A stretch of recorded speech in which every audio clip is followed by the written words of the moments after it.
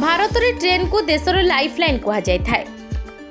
देशर गोटे राज्य अन्य राज्य को रप्तानी एवं आमदानी तथा जीवा आसिबा करिबा पई भारत में ट्रेन ही सबुठु बड़ भूमिका ग्रहण करिथाय।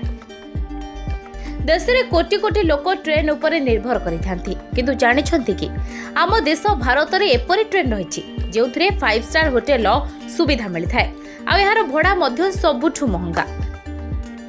तेबे आसंतु जानिबा ई ट्रेन ने यात्रा करिबा पई आपनको केते टंका खर्च करिबा को पड़िबो एवं ई ट्रेन ने कोन कोन सुविधा रहिछि।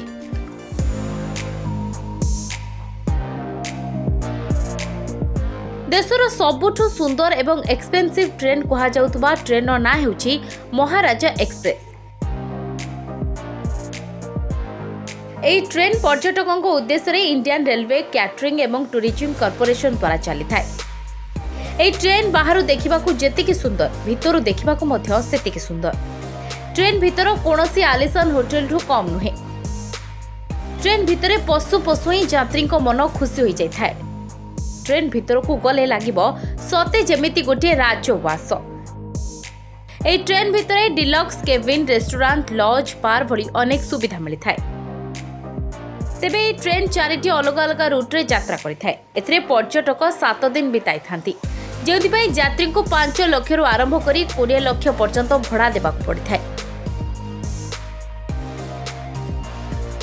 एई ट्रेन दिल्ली, जयपुर, फतेहपुर सिकरी, आग्रा, वाराणसी देई दिल्ली पहुंची थाए।